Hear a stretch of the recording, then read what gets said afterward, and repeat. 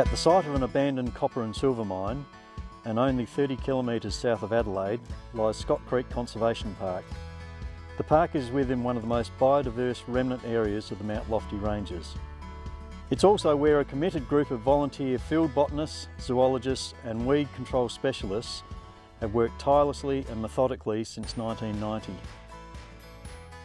Scott Creek was mined for copper and silver from 1850 to 1870, and then it was divided into market garden blocks for another 90 years.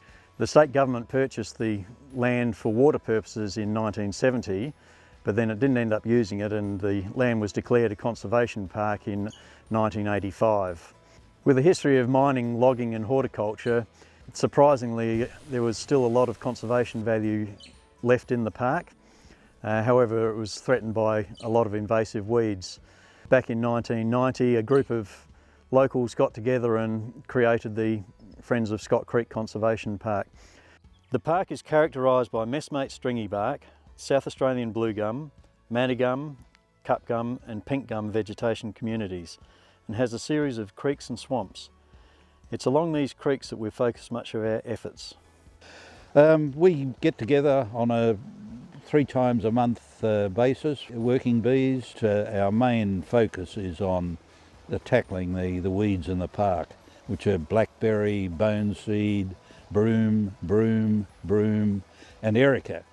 Our mentor was Enid Robertson, a magnificent botanist who got us going and taught us very quickly what they call the Bradley method of minimal disturbance, working from the least disturbed areas into the most weedy areas. And that way you maintain the good country and you gradually push back the weeds. The Friends of Scott Creek are very methodical in their approach to the park. They've divided the park up into 33 management areas so that they can prioritise their work and also record their work.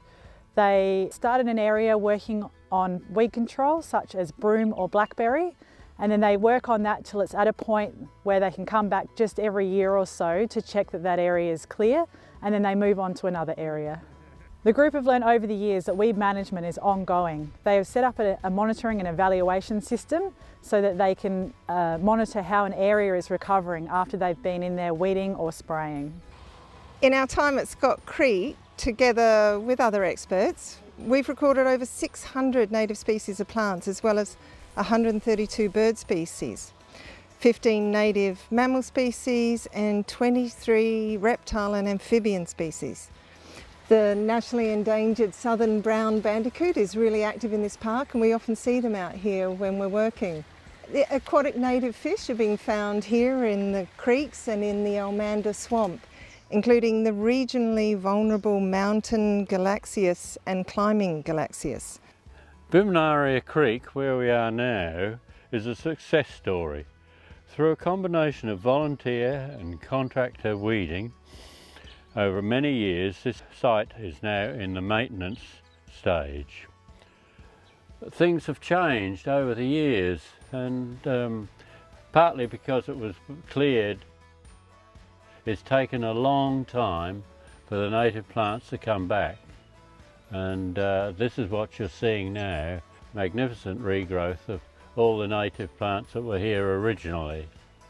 Okay, so we're here in Almanda Creek, and this is an area that we've done a lot of blackberry control over quite a few years. The main thing is that you don't want to get rid of all the blackberry too quickly, because we need to give the native vegetation time to recolonise those areas so that the habitat value is still there for the wildlife.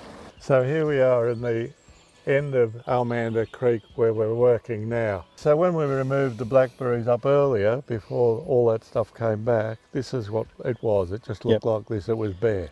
And of course what's under the blackberry down here, the native stuff has already started coming back. So there's a lot of, that's mainly native vegetation that's growing in the creek line itself.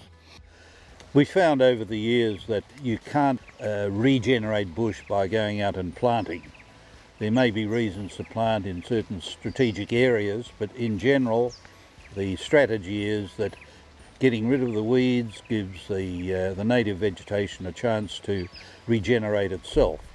The Friends of Scott Creek have an exceptional knowledge base. Their plant identification and their understanding of natural systems is exceptional. I'm always learning from them. One of the best things about joining the Friends of Scott Creek is being able to work with the group and learn from them. They have an immense knowledge base, whether it to be the flora and fauna species or whether it's best practice management with weed control. Some of them worked in the park for many, many years. And if you want to upskill yourself and learn about the species in the Mount Lofty Ranges, they're a great group to join.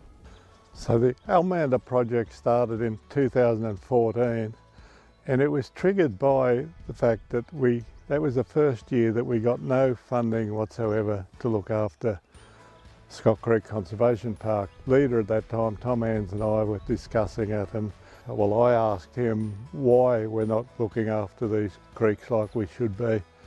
And he said, well, it's simply a matter of not having the resources to do it. And I said, well, how much money do you need to do it?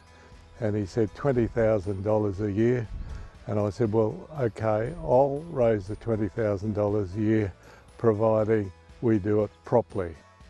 We have it audited by an ecologist, and we put out a publication each year setting out what we plan to do and what we've achieved. And the Friends agreed to that, and so the Almander project was born.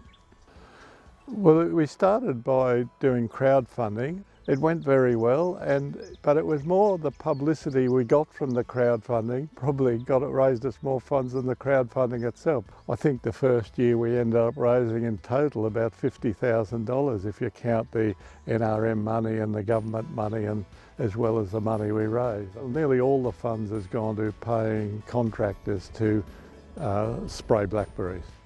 What we've done here as part of the Almander project, we've set up this as a special part of it. So there's the Almander Creek and the Almander Swamp. We show off to the public as what we're all about.